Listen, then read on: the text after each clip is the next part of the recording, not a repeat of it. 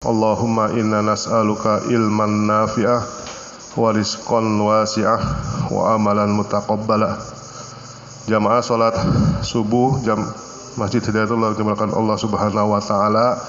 Alhamdulillah pada pagi hari ini, di hari yang baik ini, di bulan yang dimuliakan Allah, salah satu dari 4 bulan yang di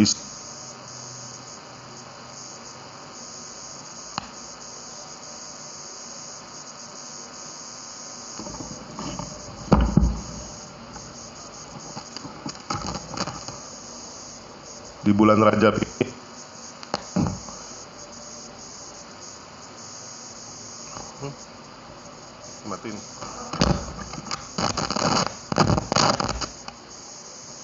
Di bulan Rajab ini mudah-mudahan Allah memberikan kita kekuatan untuk meningkatkan amal soleh kita di 2 bulan menjelang Ramadan ini, dan semoga Allah Subhanahu wa taala memberikan kesehatan dan panjang umur sehingga kita dapat memasuki Ramadan 1444 Hijriah. Insya Allah kajian kita subuh hari ini akan diisi oleh Ustadz Oman Suratman LC, dan insya Allah ini akan live YouTube Pak, karena permintaan Ustadz Oman banyak jamaahnya yang ingin mengikuti kegiatan ini, jadi kita akan live lewat YouTube yang akan dipandu oleh Pak Agus. Nanti mudah-mudahan ini menjadi kebaikan dan bisa menebarkan ilmu bermanfaat di mana-mana. Kepada para jamaah sekalian, insya Allah kita akan memasuki bulan Ramadan, kalau tidak salah menurut kalender itu 23 Maret ya. Ya 23 Maret. Nanti kita akan dengarkan tausiah dari Ustadz Orman mengenai apa-apa yang perlu dipersiapkan di 2 bulan ini untuk sehingga nanti bulan Ramadan kita dapat ilmu yang bermanfaat. Pada para jamaah kami sampaikan bahwa kami mengucapkan terima kasih kepada para jamaah yang telah menitipkan infaknya, baik untuk ambulan, baik untuk masjid maupun untuk pembangunan. Mudah-mudahan ini menjadi amal soleh kita semuanya. Lalu untuk renovasi masjid yang dipegang sama Mas Arif untuk perbaikan kubah dan juga bagian atas, baik plafon maupun daknya dan kanopi di belakang, itu dananya sekarang baru terkumpul 13 juta rupiah. Jadi ini akan kita perbaiki, kita rawat, karena siapa lagi kalau bukan kita yang merawat. Mudah-mudahan pada jamaah yang ingin menjadi bagian untuk sama-sama kita merawat masjid ini, ya dananya dapat dititipkan di Mas Arif Pak. Karena memang kalau untuk memulai kita minimal harus punya 50% untuk bisa segera dikerjakan gitu ya. Karena sudah saya 2 kali untuk ke vendornya, ke suppliernya, ya kita minimal harus punya dana 50% untuk pengerjaan awal dari kebocoran dupa dan perbaikan dak. Jadi kepada para berjamaah silakan dapat dititipkan oleh ke Mas Arif. Dan sekali lagi nanti pada kajian ini ada sarapan pagi, dan sekali lagi kami mengucapkan terima kasih kepada yang berinfak untuk acara ini, yang menyiapkan sarapan, yang untuk akomodasi dan segala macamnya. Semoga ini menjadi amal soleh untuk kita semuanya. Demikianlah yang kami sampaikan. Billahi taufiq wal hidayah. Assalamualaikum warahmatullahi wabarakatuh.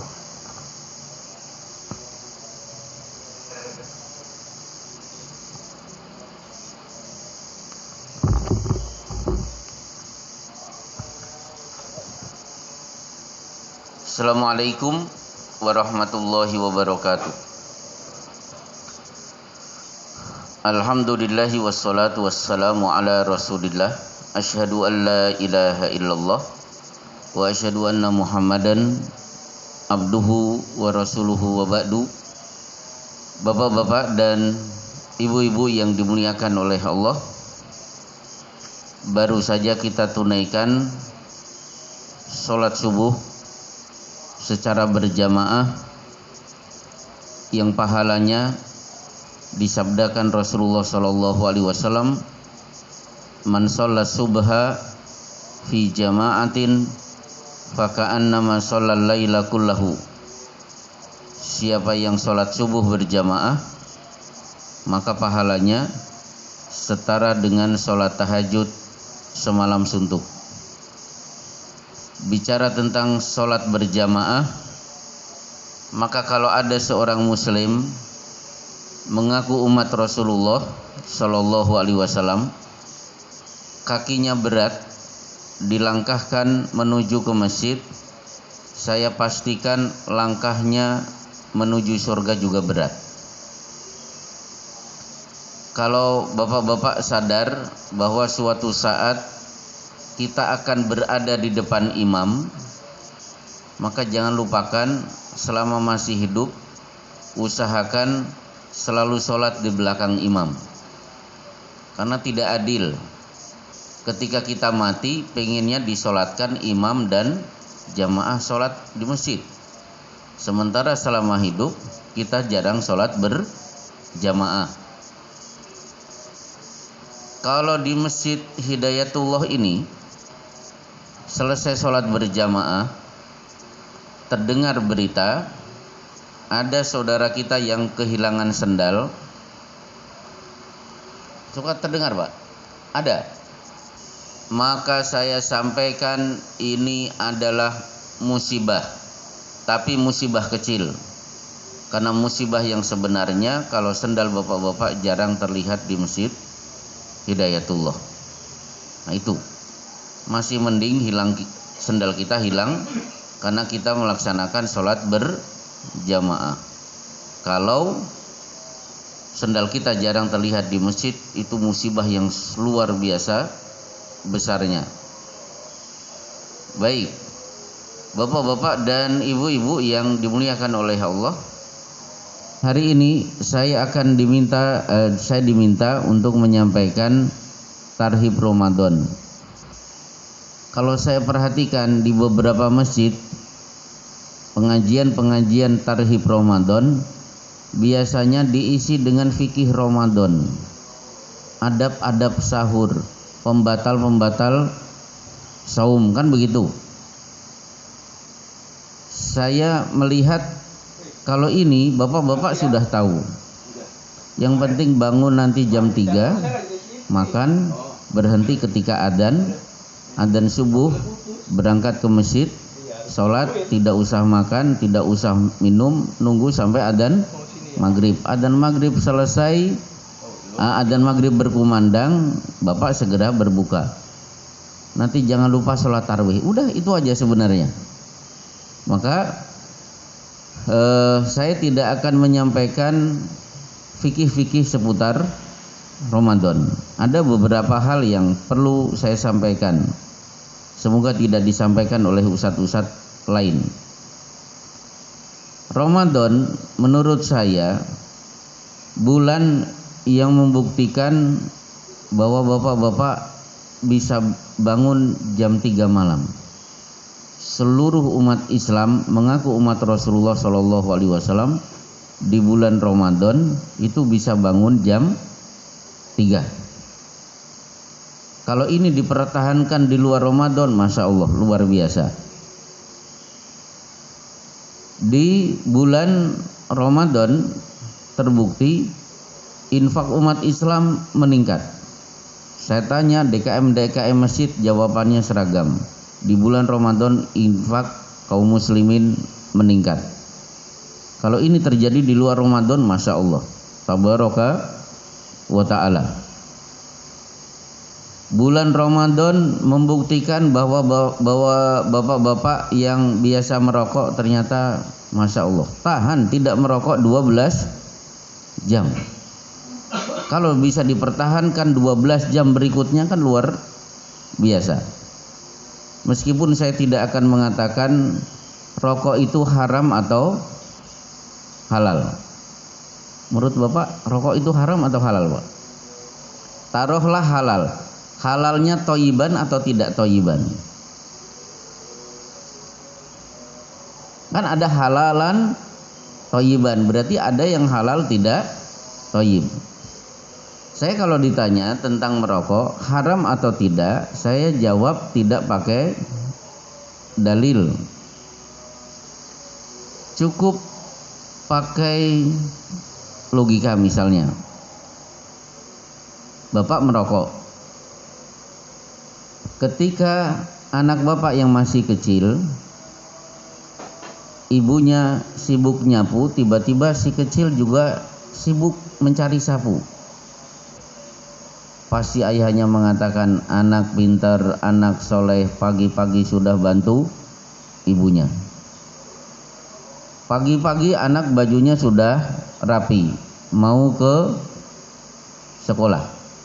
Anak soleh, anak pintar, sudah rapi, cakep, didoakan semoga dapat ilmu yang bermanfaat. Tapi coba anaknya pagi-pagi ngerokok, ada bapak-bapaknya yang anak pinter, bapaknya ngerokok, anaknya juga ikut ngerokok, ada yang begitu. Meskipun bapak perokok, pasti berharap semoga anak saya tidak menjadi perokok seperti saya. Itu aja sebenarnya, tidak perlu dibahas haram atau halal. Nah, berkenaan dengan bulan Ramadan, yang perlu saya sampaikan satu, bahwa ketika ada pernyataan lapar bisa memicu seseorang untuk melakukan perbuatan kriminal, kalimat ini ternyata dibenarkan oleh ayat.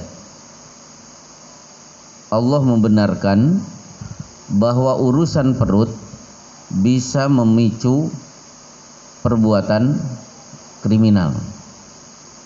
Mana dalilnya? Dalilnya firman Allah Subhanahu wa taala menyitir doa Nabi Ibrahim selesai membangun Ka'bah. Wa idz qala Ibrahimu rabbi ja'al hada baladan amina. Ya Allah, jadikan negeri Mekah ini negeri yang aman.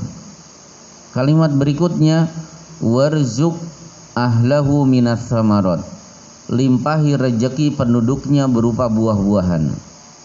Di sini kata aman dihubungkan dengan limpahan rejeki. Mafhum mukhalafahnya, Mekah rejekinya tidak berlimpah, berarti tidak akan aman.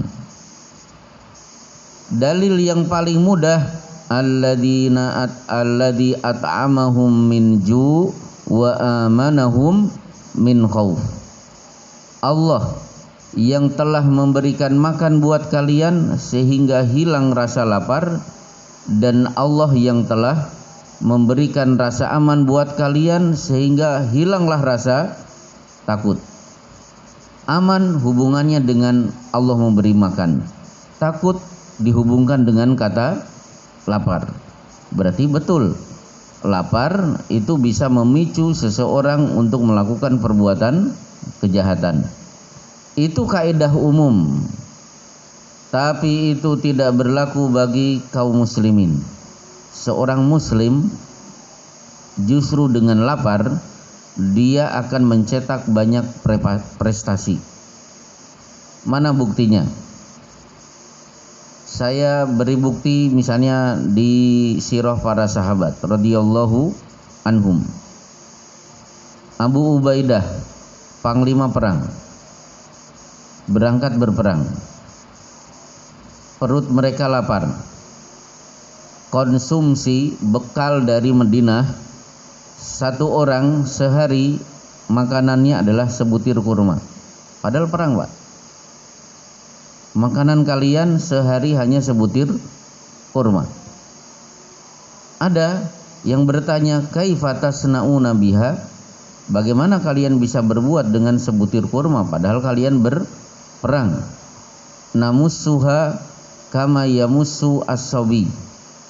Biar kurma itu lama di mulut, kami tidak punya tapi kami emut. Kira-kira berapa menit, Pak? Ngemut kurma bisa habis. Kalau Bapak mau mencoba nanti habis pengajian silahkan ngemut kurma. Kalau sampai habis silahkan SMS ke HP saya. Nah, jadi mereka cuma sebutir kurma. Pulang ke Madinah membawa kemenangan. Berarti tidak betul kaidah lapar membuat orang tidak bisa berprestasi. Kalau kaidah ini ditujukan kepada kaum muslimin. Lain Abu Ubaidah, lain Sa'ad bin Abi Waqqas diutus berperang karena juga panglima perang. Tidak diberi bekal makanan. Instruksinya, makanan kalian adalah daun-daun yang kalian temui sepanjang perjalanan. Akhirnya apa? Pasukan makannya cuma daun. Hatta in kana ahaduna lanaddu kama tad'u syat. Hingga ketika kami BAB, kotoran kami seperti kotoran kambing, kecil, gelap dan keras. Pulang ke Madinah membawa kemenangan. Ini bukti bahwa lapar bagi seorang muslim itu cara untuk mencetak prestasi. Itu sahabat. Bagaimana dengan Rasulullah Shallallahu Alaihi Wasallam? Pada perang Hondak, itu musim paceklik. Para sahabat terpaksa mengikat satu buah batu di perut mereka untuk menahan rasa lapar. Padahal mereka perang sebelumnya harus menggali parit. Sebagian sahabat yang tidak kuat datang menghadap Rasulullah. Farafa'na an butunina hajarun. Kami angkat baju kami, kain kami, untuk kami perlihatkan bahwa di perut kami masing-masing ada satu batu yang kami ikat. Apa jawaban Rasulullah? Farafa'a Rasulullah sallallahu alaihi wasallam fa idza fihi hajarani. Beliau pun segera mengangkat kain itu, kain beliau. Ternyata di perut beliau ada 2 buah batu. Berarti pasukan perang kondisinya lapar. Tapi perang selesai, umat Islam mendapatkan kemenangan dan beliau sampai bersumpah, wallahi al-an nagzuhum wala yagzunana. Demi Allah, mulai hari ini kita yang akan menyerang Mekah dan tidak ada orang Mekah berani datang ke Madinah. Dan terbukti akhirnya Rasulullah bisa menyerang Mekah, kemudian Mekah ditaklukkan. Dan Mekah ditaklukkan itu di bulan Ramadan. Ditaklukkan di bulan Ramadan. Mungkin Bapak bertanya, itu kan bukti pada masa Rasulullah Shallallahu Alaihi Wasallam. Kalau era sesudah Rasulullah mana? Lebih banyak lagi. Contoh, banyak riwayat para ulama ketika menuntut ilmu kondisi perut mereka adalah lapar. Seperti Abdul Baqi bin Makhlad, orang miskin menuntut ilmu dan sering lapar. Tapi hebatnya Abdul Baqi bin Makhlad, kalau lapar sementara tidak punya uang, dia tidak ingin mengeluh kepada orang lain. Yang dia keluhkan hanya Allah.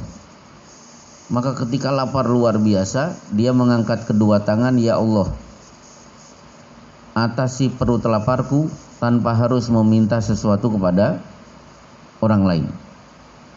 Selesai berdoa, dia tetap berjalan dalam keadaan luar biasa laparnya. Tiba-tiba Allah kabulkan ketika dipertemukan dengan pabrik roti. Dia dekati pabrik itu, ada cerobong asapnya. Akhirnya dia dekati cerobong asap itu dengan mengucapkan Bismillahirrahmanirrahim. Ya Allah, jadikan asap dari pabrik roti ini pengenyang perutku. Akhirnya dihirup dalam-dalam. Kan asap dari pabrik roti kan harum juga. Seperti Bapak kalau masuk kawasan MM 2100 ada pabrik PT Mayora. Itu kalau Bapak lewat, itu aromanya aroma roti. Betul, begitu dihirup itu asap dari pabrik roti, akhirnya dia punya energi, kemudian berangkat melanjutkan perjalanan untuk menuntut ilmu. Akhirnya di kemudian hari dia menjadi ulama besar. Boleh jadi bapak-bapak menuntut, mana buktinya hari ini umat Islam ketika lapar justru bisa mencetak prestasi. Buktinya bapak-bapak semuanya. Kalau tidak salah dengar, jamaah Masjid Hidayatullah di bulan Ramadan sehari bisa selesai 3 juz. Ini fitnah atau benar, Pak? Bapak-bapak bisa 3 juz sehari. Hoax. Tapi saya husnudon, bacaan Quran bapak-bapak pasti meningkat. Menunggu istrinya sedang masak untuk sahur, bapak baca Quran. Habis sahur menunggu adzan subuh, masih baca Quran. Menjelang duhur, ba'da duhur, sempat-sempatnya baca Quran. Sebelum berbuka, kita masih menyempatkan diri untuk tetap baca Quran. Itu di bulan Ramadan. Akhirnya bacaan Quran bapak-bapak meningkat di bulan Ramadan. Nah, sekarang tanggal 1 Syawal, habis makan opor, minumnya sirup marjan. Itu kan sirup setahun sekali. Saya tanya, ada tidak di antara bapak-bapak tanggal 1 Syawal yang tadarus Al-Quran? Kelihatannya saya seudon, bapak-bapak tidak sempat baca Quran. Kenapa? Karena perutnya kenyang. Kemarin ketika perutnya lapar, justru bacaan Qurannya hebat, infaknya meningkat. Jadi bapak-bapak, lapar itu ada baiknya. Memang Allah sengaja bikin kita lapar. Dari situ kita mencapai prestasi luar biasa, hingga akhirnya la'allakum tattaqun. Derajat kita menjadi derajat takwa. Itu 1. 2, berkenaan dengan Ramadan, maka Ramadan tidak bisa dipisahkan dengan tilawatul Quran. Quran itu sering dinisbatkan dengan kata-kata mulia, seperti di surat Al-Waqiah, innahu laqur'anun karim. Quran itu adalah bacaan mulia. Kalau Rasulullah Shallallahu Alaihi Wasallam menyebut, fa inna asdaqal hadithi kitabullah, sebenar-benar sebaik-baik perkataan itu adalah kitabullah. Nah, ketika Quran itu karim, kata Allah di surat Al-Waqiah, maka siapa yang punya hubungan dengan Al-Quran pasti karim, pasti mulia. Mana buktinya? Malaikat Jibril pembawa Al-Quran untuk disampaikan kepada Rasulullah SAW. Allah berfirman, innahu laqaulu rasulin karim. Quran itu firman Allah yang dibawa oleh Rasul yang mulia. Departemen Agama menerjemahkan Rasul Karim adalah malaikat Jibril.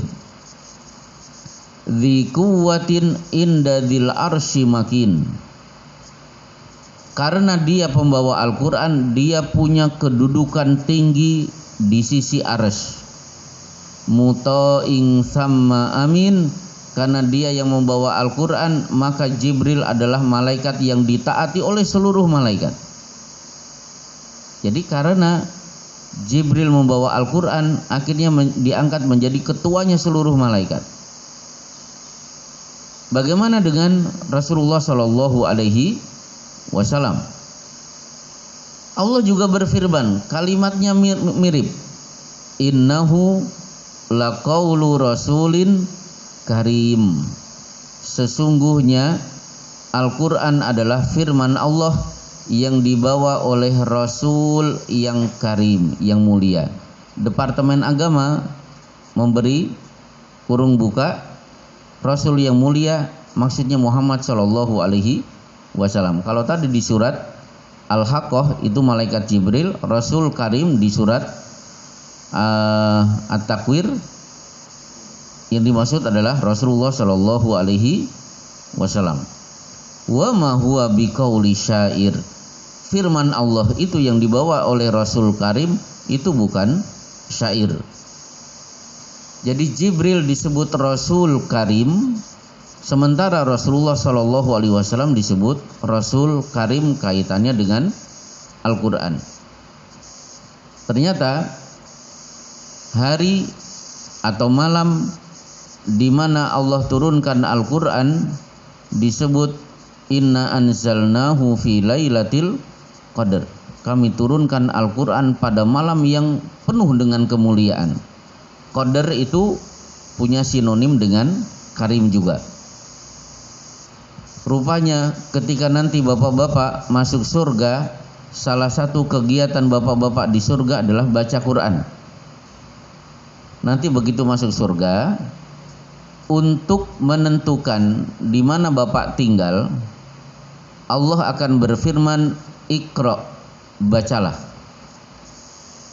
Bapak diminta untuk membaca surat yang pernah bapak baca dulu di dunia. Begitu selesai satu surat, wartaki, naiklah satu tingkat.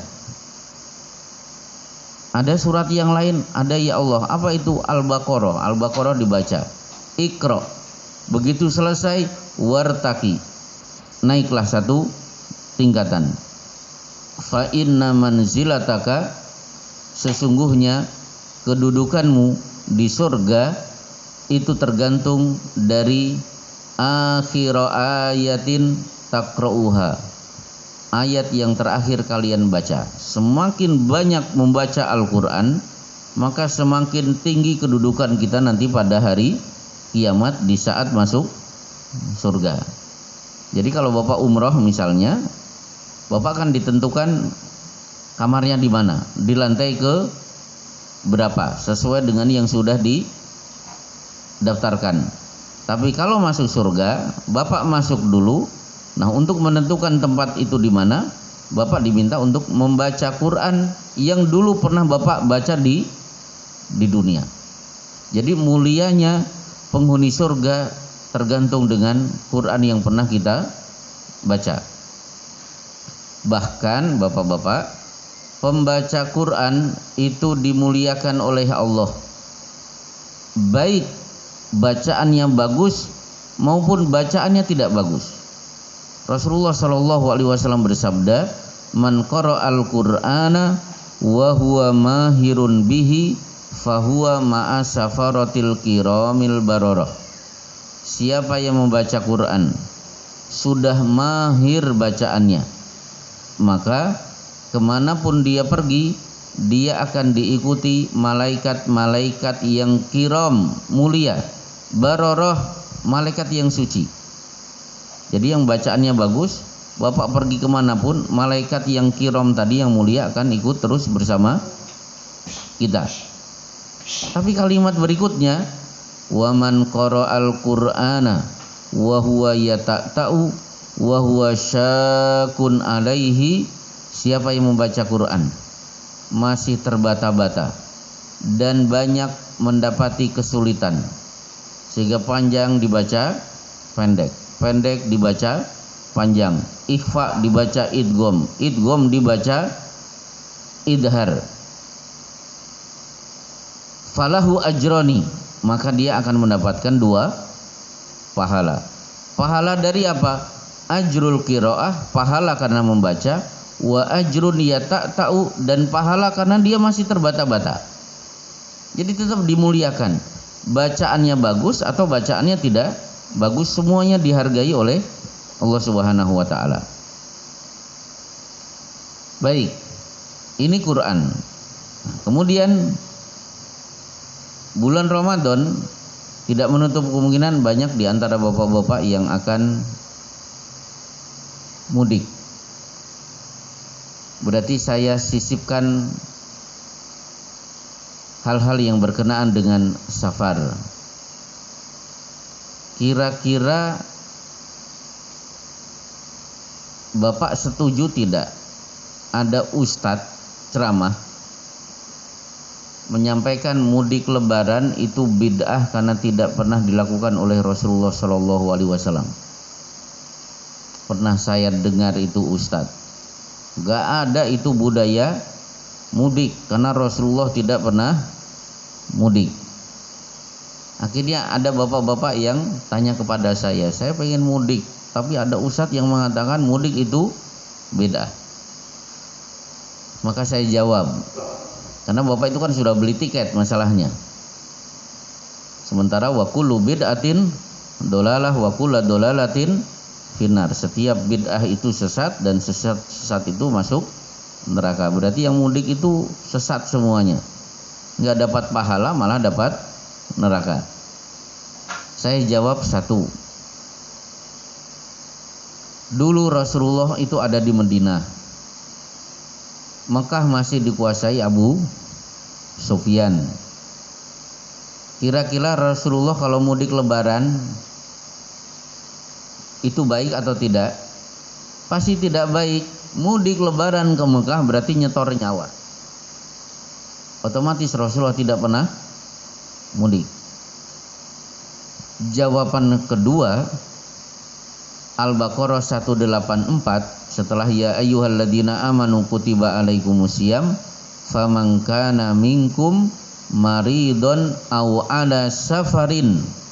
Siapa di antara kalian di bulan Ramadan dalam keadaan sakit atau sedang safar, boleh dibatalkan. Fa'iddatu min ayyamin ukhar, silahkan ganti di hari yang lain. Berarti Allah tahu di bulan Ramadan sebagian umat Islam akan mengadakan safar, dan mudik itu bagian dari safar.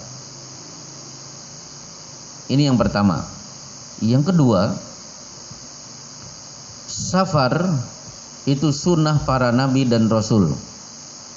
Tidak ada nabi kecuali hidupnya dipenuhi dengan safar.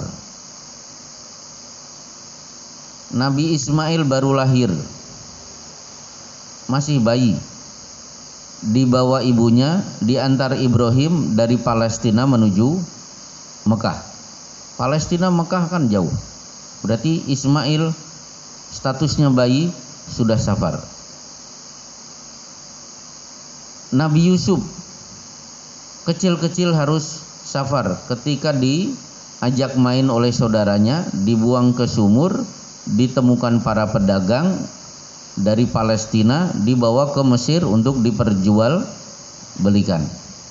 Berarti Nabi Yusuf itu musafir, masih kecil sudah safar. Nabi Musa lebih hebat lagi, baru lahir disuruh safar sendirian, dimasukkan peti, dibuang ke sungai Nil. Begitu remaja kesandung masalah, membunuh pemuda Mesir, akhirnya menjadi buronan, larilah ke negeri Madian.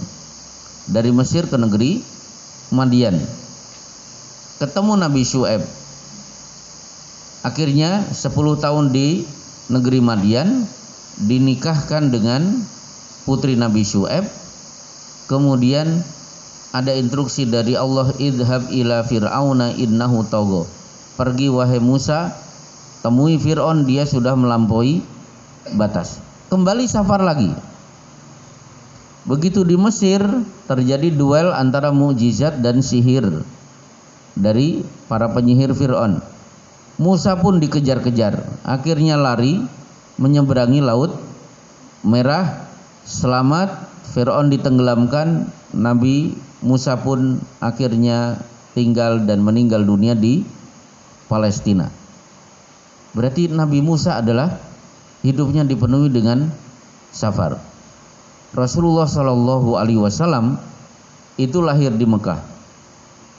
Karena dakwah akhirnya terusir, harus hijrah ke Madinah. Berarti beliau safar. Selama 11 tahun beliau mengendalikan 74 kali perang, 27 beliau langsung terjun langsung. Berarti beliau hidupnya juga dipenuhi dengan safar. Ketika safar itu sunnah Nabi dan Rasul, ternyata yang mendengar ceramah saya ini rata-rata musafir. Ada yang dari Sulawesi. Mana Bapak yang dari Sulawesi ini? Kenapa? Iya, dari Sulawesi. Terus kalau tidak salah ada bapak-bapak dari Solo. Ada yang dari Jogja.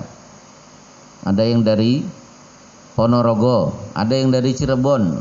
Dari obrolan kan saya tahu Bapak asalnya dari mana. Berarti bapak-bapak ini semuanya adalah musafir, sudah melaksanakan sunnah Nabi dan Rasul. Dan perlu Bapak ketahui, Nabi Ismail lahir Palestina, meninggal di Mekah. Ibrahim lahir di Babilonia, meninggal di Palestina. Nabi Musa lahir di Mesir, meninggal dunia di Palestina. Yusuf lahir di Palestina, meninggal dunia di Mesir. Rasulullah lahir di Mekah, meninggal dunia di Madinah.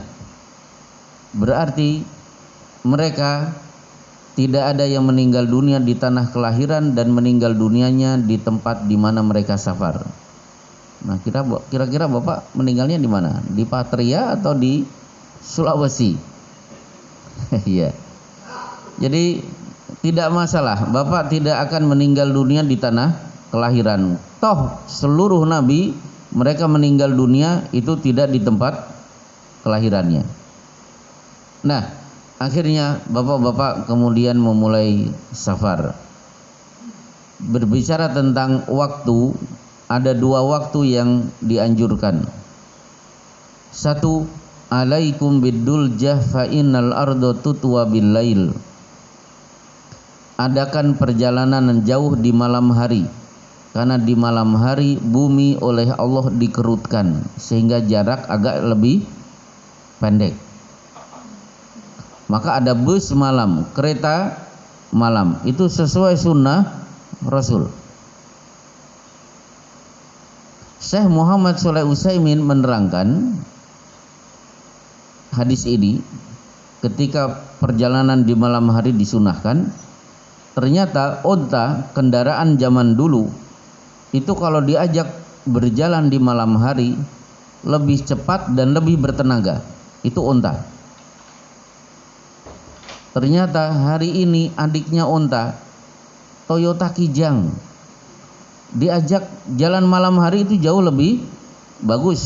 Sudah saya cek di mekanik bengkel, Pak, benar mobil itu dijalankan di malam hari lebih bagus. Semua menjawab lebih bagus dijalankan di malam hari. Itu satu. Yang kedua, boleh Bapak mengadakan perjalanan hari itu di saat matahari sudah mulai terbit, menjelang terbit, pagi-pagi. Karena Rasulullah SAW bersabda, Allahumma barik li ummati fi bukuriha. Ya Allah, berkahi umatku di waktu pagi-pagi betul sudah mulai keluar rumah untuk mengadakan safar. Alhamdulillah, bus jam 6, jam 7 yang ke Solo, yang ke Ponorogo, yang ke Surabaya, di Bekasi sudah standby. Berarti itu juga bagian dari sunnah Rasul Shallallahu Alaihi Wasallam. Ini safar ditinjau dari segi waktu. Yang kedua, Rasulullah menganjurkan safar itu berjamaah, karena ar-raqibu syaitonun. Siapa yang bersafar sendirian berarti dikuntit oleh satu setan. Warraqibani syaitonani, bepergian jauh dua orang, dua setan mengikutinya. Wassalasatu raqbun, kalau bertiga setan tidak akan ikut. Nah, silakan. Kuotanya 3. Kalau 3 berangkat bareng, setan tidak akan ikut. Kalau 2 masih ada 2 setan. Kalau cuma sendirian berarti 1 setan ikut.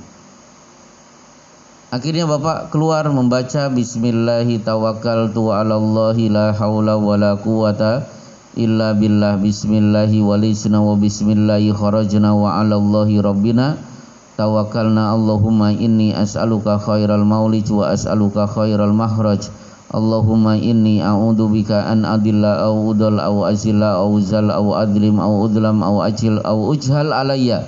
Baru keluar rumah. Ini wajah-wajah tidak hafal kelihatan dari sini. Ya bismillah tawakkaltu 'alallah sudah cukup. Naik kendaraan, biasanya yang dibaca subhanalladzi sakhkhara lana hada. Nah, ada doa yang masih banyak disampaikan ustadz di pengajian, apalagi di TPA. Doa di atas kendaraan, bismillahi walijna wa bismillahi majreha wa mursaha. Nah, ini perlu saya luruskan. Ayatnya kan lengkapnya waqala, Allah berfirman, irkabu fiha wahai Nuh dan umatnya, naiklah ke kapal. Yang dibaca apa? Bismillahi. Bismillah. Kapan dibaca? Majreha, ketika kapal sudah mulai bergerak. Kapan dibaca lagi? Mursaha, nanti kalau banjir sudah selesai kalian turun dari kapal. Berarti bismillah itu dibaca majreha ketika mobil masuk gigi 1, baca bismillah lagi. Mursaha ketika sudah gigi 0 Bapak turun dari kendaraan. Jadi majreha wa mursaha jangan dibaca. Yang dibaca hanya bismillah. Sama dengan ketika Allah menciptakan makhluk, yang diucapkan bukan kun fayakun, tapi kun. Kalau Allah sudah mengucapkan kun fayakunu, apapun pasti akan terjadi. Fayakun itu efek dari kalau Allah mengucapkan kata kun. Baik, kita lanjutkan. Selanjutnya masih seputar safar. Ketika Bapak sudah naik kendaraan, zikir betul bagus. Nyetir ditemani dengan kaset murotal bagus. Tapi ngobrol itu juga bagian dari sunnah Rasul Shallallahu Alaihi Wasallam. Bapak perhatikan ketika Rasulullah di atas kendaraan itu beliau manfaatkan untuk ngobrol. Di atas onta, di belakangnya ada Ibnu Abbas. Ya gulam, inni u'allimuka kalimatin. Wahai anak kecil yang gonceng di belakang saya, aku akan ajarkan beberapa kalimat. Ingat-ingat, hafal, jangan lupa kalimat ini. Terjadi obrolan dengan Mu'ad bin Jabal. Ya Mu'ad, atadri ma haqqullahi 'alal ibad wa ma haqqul ibad 'alallah. Wahai Mu'ad, coba saya mau tanya, hak Allah yang harus ditunaikan hambanya apa? Dan hak hamba yang pasti Allah berikan kepada hambanya. Allahu wa rasuluhu a'lam, yang tahu hanya Allah dan Rasul. Terjadi dialog di atas kendaraan. Berarti ngobrol itu bagian dari sunnah. Bahkan la somata yaumin ilal lail, yang bersafar tidak boleh diem, mulut tertutup, tidak ngobrol sampai malam hari. Tapi begitulah di kendaraan. Suami konsentrasi nyetir, istrinya sibuk OTW nulis di Facebook status, anaknya main game. Ternyata pembantu ikut juga nyempot di belakang TTS. Sampai akhirnya sepanjang perjalanan tidak ada obrolan. Suami fokus nyetir, istrinya sibuk mainan HP, anaknya mainan game. Tidak ada obrolan. Nah, itu gak benar. Juga tidak benar, ibu, anak-anak awas, sepanjang perjalanan yang ada zikir, kaset murotal di setel. Dari Bekasi sampai kampung halaman. Awas, gak ada yang ngobrol. Fa idza quri'al Qur'anu fa ansitu. Quran dibacakan, semuanya harus diam dan semuanya harus mendengar. Nah, itu keliru. Sesekali disetel itu murotal, sesekali dimatikan, kemudian terjadi obrolan kehangatan di mobil. Karena di kitab Tauhid Syekh Muhammad bin Abdul Wahab menerangkan ngobrol saat perjalanan apalagi bercanda untuk menghilangkan kepenatan dengan syarat candanya tidak ada unsur melecehkan Islam, itu dianjurkan. Bercanda untuk menghilangkan kepenatan. Baik, berkenaan dengan safar, akhirnya suatu saat yang nyetir capek, butuh istirahat. Perlu tidak wajib. Jangankan urusan nyetir. Idza qama ahadukum minal laili fastajamal Qur'an la yadri ma yaqra falyattaji. Siapa yang sholat tahajud tiba-tiba terserang kantuk luar biasa, bacaan Al-Qur'annya sudah mulai ngelantur. Wal asri innal insana lafi khusrin illal ladzina amanu wa amilus solihati falahum ajrun ghairu mamnun fama yukadzibuka ba'du biddin alaisallahu biahkamil hakimin. Wal asri berujung di surat Watin. Kenapa? Ngantuk. Falyatoji, segera tidur, tidak boleh melanjutkan tahajudnya. Itu sholat tahajud. Apalagi nyetir tiba-tiba kantuk luar biasa, diminta untuk segera istirahat. Akhirnya mobil minggir. Rasulullah berpesan, idza nazala manzilan, siapa yang singgah pengen istirahat dari perjalanan, segera baca a'udzu bikalimatillahi tammati min syarri ma khalaq. Aku berlindung dengan menyebut kalam Allah yang maha sempurna. Lindungi aku ya Allah dari semua kejahatan makhlukmu. Karena di rest area kadang-kadang kan ada kejahatan. Kalau ini dibaca lam yadurrahu hatta yartahila min mansilihi, dijamin selama di tempat istirahat dia tidak akan diganggu oleh kejahatan makhluknya. Nah, akhirnya mobil minggir. Rasulullah berpesan, idza arrastum fajtanibut thariq. Kalau kalian istirahat, jangan parkir kendaraan di pinggir jalan. Kenapa? Itu lalu lintas. Berarti parkir sembarangan dalam Islam tidak boleh. Parkirlah di tempat yang sudah ditentukan.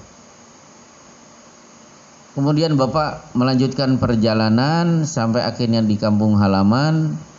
Tentu di sana akan salam-salaman dan lain sebagainya. Nah, disinilah berkenaan dengan jabat tangan. Maka yang perlu Bapak ketahui, satu, jabat tangan itu berasal dari mana? Ternyata Rasulullah bersabda, ja'akum ahlul yamani fa innahu awwalu man ja'a bil musafahati. Datang kepada kalian tamu rombongan dari penduduk Yaman. Orang Yamanlah orang yang pertama kali di dunia ini mempopulerkan jabat tangan ketika bertemu satu dengan yang lain. Berarti jabat tangan itu aslinya budaya orang Yaman. Akhirnya masuk ke syariat Islam. Karena ini syariat Islam, Bapak melaksanakan jabat tangan berarti ada manfaatnya. Apa manfaat jabat tangan? Ma min muslimaini yaltaqiyani fayatasawfahani illa ghufira lahuma. Dua muslim saling berjabat tangan, otomatis gugur dosa-dosa keduanya. Biasanya ada pertanyaan, boleh tidak berjabat tangan sambil cium tangan? Apakah ini hanya budaya Nahdlatul Ulama, santri kepada kiainya, budaya para habaib? Ternyata tidak. Di hadis banyak, fadanauna minan nabi sallallahu alaihi wasallam faqabbalna yadahu. Kata Abdullah bin Umar, kami dekati Nabi, kami jabat tangan beliau, kami cium tangan beliau. Berarti mencium tangan saat berjabat tangan boleh, silahkan. Dari anak kepada orang tua, dari istri kepada suami, dari anak-anak sekolah kepada gurunya.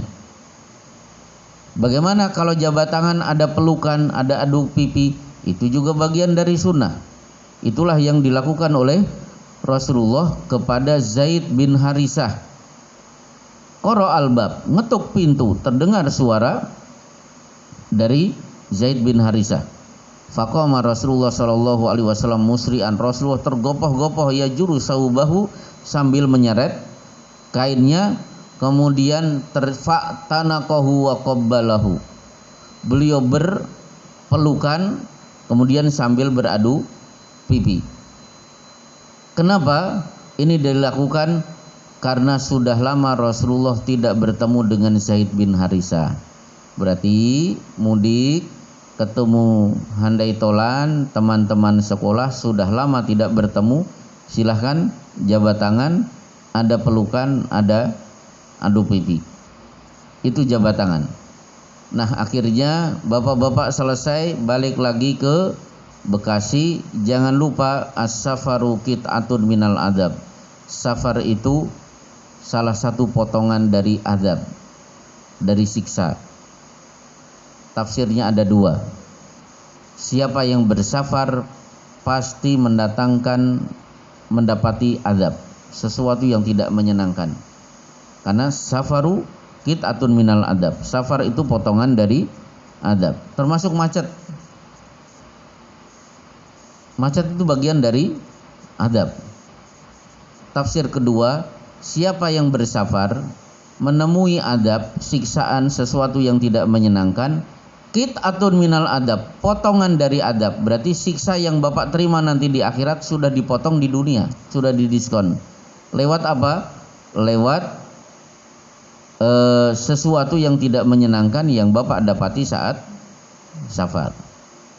Seperti ini, ada juga bapak yang baru pulang umroh, kelihatannya orang yang umroh pasti mendapati sesuatu yang tidak menyenangkan. Nah itulah bagian dari potongan adab. Akhirnya hari raya Idul Fitri Bapak akan laksanakan. Silahkan bersenang-senang, berbahagia, bertemu satu dengan yang lain sambil mengucapkan taqabbalallahu minna wa minkum. Karena bel berbunyi begitu panjang tadi, nah, kelihatannya cukup Pak, ini ceramah saya, ini tanda, tapi tetap ada tanya jawab. Kuotanya barangkali ada 3 pertanyaan dari bapak-bapak sesuai dengan kajian atau di luar pembahasan. 1. Oh langsung 3 ini. Masuk. Bapak yang nunjuk pertama kali, silakan Pak. Oh iya, Bapak yang dari Ponorogo. Iya, betul. Kenapa, Pak?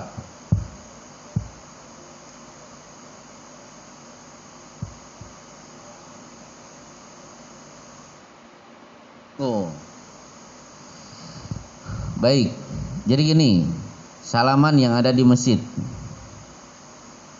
Ketika Bapak masuk ke masjid, kan Bapak dapat tugas. Idza dakhala ahadukum fala yajlis hatta yusalli raka'ataini. Siapa yang masuk masjid tidak boleh duduk kecuali setelah sholat 2 rakaat. Berarti dapat PR sholat tahiyatul masjid. Tapi di masjid juga ada teman kita. Mana yang didahulukan? Tahiyatul masjid atau salaman dulu? Nah, ini satu. Jawabannya ada hadis berkenaan dengan Khalad bin Rafi. Rasulullah duduk di pojok masjid. Khalad bin Rafi masuk. Dia tahiyatul masjid.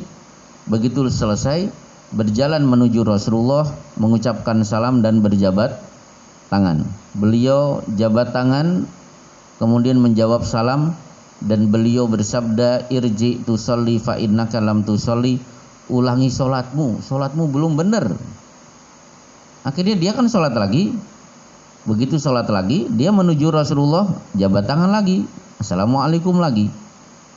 Akhirnya disimpulkan para ulama, siapa yang masuk ke masjid sangat dianjurkan berikan hak terlebih dahulu kepada Allah, yaitu tahiyatul masjid, baru memberikan hak kepada sesama manusia dengan cara jabat tangan. Itu satu ya Pak ya. Nah ketika selesai sholat, sebenarnya prinsip berjabat tangan indal mulaqat wal firaq. Jabat tangan ketika bertemu dan ketika berpisah. Jadi datang pertama kali tahiyatul masjid, jabat tangan satu dengan yang lain. Nanti kalau selesai acara di masjid mau berpisah, silakan jabat tangan. Nah kalau selesai sholat, acaranya apa?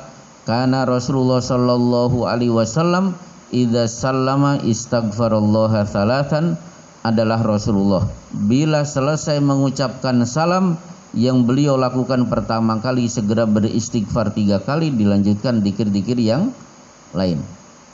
Sunnahnya begitu. Jabat tangan, nanti kalau Bapak sudah selesai mau pulang baru berjabat tangan satu dengan yang lain. Meskipun begitu, kalau saya selesai sholat tiba-tiba ada yang nyodorkan, ya tetap saya nyodorkan juga, bukan begini-begini, enggak juga. Tapi alangkah baiknya acara pertama kali sesudah mengucapkan salam adalah zikir dulu. Baik, pertanyaan kedua, silakan Pak. Ini pendengar dakta ini. Baik, ya.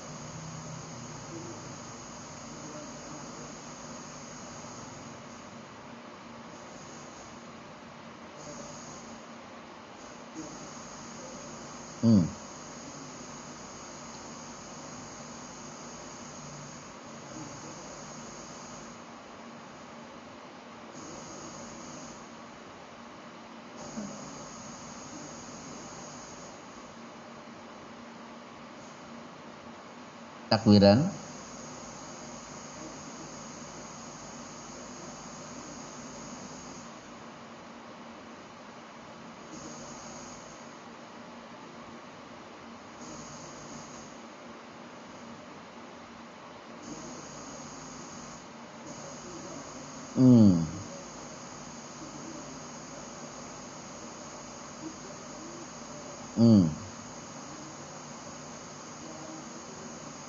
Oh gitu, baik.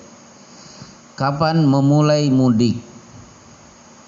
Tentu jawabannya tergantung bapak-bapak. Tidak bisa dipukul rata. Paling bagus malam takbiran. Tapi ternyata ada sebagian orang tua sangat bahagia kalau Idul Fitri anak-anak sudah ada di kampung halaman. Jadi malam takbiran itu anak-anak sudah semuanya ada di rumah. Berarti ya sebelum 1 Syawal posisinya sudah di rumah orang tua. Kalau seperti saya, ini setelah corona dianggap sudah tidak ada, akhirnya 10 hari terakhir saya selalu mengisi kajian di Solo. Berarti tanggal 19 Ramadan saya sudah berangkat mengisi kajian 10 hari di sana, sekalian khutbah Idul Fitri. Nah biasanya sehari 2 hari baru saya mudik ke Tasik. Jadi mudik saya tanggal 2 Syawal. Kalau Bapak malam takbiran, saya tanggal 2 Syawal. Maka tadi saya sampaikan, mudik itu paling bagus kapan? Tergantung Bapak-bapak. Kemarin saya ketika masih dianggap corona kan bulan tahun kemarin, saya masih di Bekasi, biasanya sudah nggak ada di Bekasi. Saya tanggal 1 Syawal ngisi khutbah di Bekasi kota. Kalau saya khutbah Idul Fitri, Idul Adha, itu rata-rata 12 menit sudah cukup. Tidak lama-lama. Idul Adha harus lebih singkat karena panitia segera menyembelih hewan kurban. Kenapa Idul Fitri juga singkat? Karena orang Bekasi begitu sholat Idul Fitri banyak yang tidak masuk rumah, langsung masuk tol. Maka kemarin saya ngisi khutbah Idul Fitri cuma 12 menit. Bapak-bapak banyak yang memberikan jempol 2 kepada saya karena langsung masuk tol, kan aman. Ya itu masing-masing berbeda-beda. Mungkin Bapak bagusnya pagi, hadisnya ada. Mungkin bagusnya malam hari. Ini dari Bone, silahkan terakhir. Mau tanya apa Pak? 1.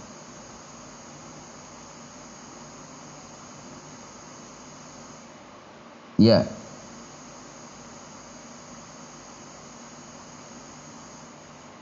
Oh dada. Ya. Ya. 2.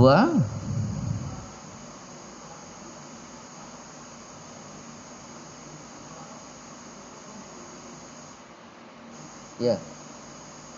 Ya. Oh, banyak safar. Baik. 1. Taslimul Yahud bil akuf. Identitas salam orang Yahudi itu dengan melambaikan tangan. Nah, dada itu Yahudi. Nah, jadi dada itu Yahudi. Tapi Rasulullah pernah melambaikan tangan, tapi tangannya tidak dilambaikan, cuma mengangkat telapak tangan, mengucapkan salam dari jarak jauh. Para sahabat tahu kalau beliau begini dari jarak jauh, suara beliau kan tidak terdengar. Mereka tahu kalau beliau sedang mengucapkan assalamualaikum, maka yang dari jauh sana mengucapkan waalaikumsalam. Yang kedua, beliau juga mengangkat tangan untuk menjawab salam sahabat saat beliau sedang sholat. Riwayat di Masjid Quba, Rasulullah masuk sholat 2 rakaat. Penduduk Quba berhamburan, Rasulullah sedang sholat. Mereka mengucapkan assalamualaikum ya Rasulullah. Disinilah akhirnya Bilal ditanya oleh para sahabat, kaifa ra'aita min Rasulillahi sallallahu alaihi wasallam yaruddu alaihi mussalam wa huwa yusalli. Wahai Bilal, apa yang Anda lihat saat Rasulullah sedang sholat, seluruh penduduk Kubah mengucapkan salam kepada beliau. Fa'alwa biyadihi, beliau mengangkat telapak tangannya, di mana telapak tangan yang putih itu mengarah ke bawah, yang gelap mengarah ke atas. Berarti beliau mengangkat tangan seperti ini, bukan begini. Boleh Bapak mengucapkan salam kepada orang yang sedang sholat. Baik, kemudian Bapak bertanya, banyak bersafar biar dipotong adabnya nanti pada hari kiamat. Tergantung, kalau Bapak memang ada acara safar silakan banyak bersafar. Tapi kalau tidak ada alasan jangan sering jalan-jalan, ngabisin duit. Gitu ya. Ya. Misalnya, kenapa Bapak safar tahun ini? Saya umroh. Oh bagus. Termasuk safar untuk nuzhah, bepergian dalam rangka bersenang-senang itu dianjurkan. Berarti piknik itu ibadah, Pak. Jadi jangan yang dilihat itu Bekasi terus macet. Sesekali cari tempat-tempat yang indah-indah. Itu dapat pahala. Itu bagian dari ibadah. Apalagi itu menyenangkan istrinya. Istrinya jangan sampai menjadi seorang wanita yang taunya cuma kasur, dapur, dan sumur. Bikin bahagia. Ada anggota pengajian, Pak, istrinya ngeluh ke kita, tiap Sabtu dan Ahad selalu pergi, diajak pergi suaminya, bukan untuk jalan-jalan. Ini pekan ini silaturahmi kepada pamannya, pekan besok silaturahmi ke saudara-saudaranya, kepada sepupunya, kepada keponakannya. Istrinya kapan piknik? Ini juga piknik silaturahmi, malah dapat pahala. Padahal piknik ke Bogor itu juga dapat pahala. Piknik ke Danau Toba. Kalau di Bone apa Pak yang menarik? Ke pantai, silahkan. Ya, jadi jangan hanya rutinitas terus. Nuzhah, bersenang-senang itu sangat dianjurkan. Apalagi kalau Bapak pergi melihat pemandangan yang indah, akhirnya terbayang, ya Allah, di dunia indah apalagi di akhirat. Habis itu baca Qur'annya tambah, tahajudnya semakin semangat. Ya bagus. Wallahu a'lam bishawab. Sallallahu alaihi Muhammad wa ala alihi wa sahbihi wasallim. Assalamualaikum warahmatullahi wabarakatuh.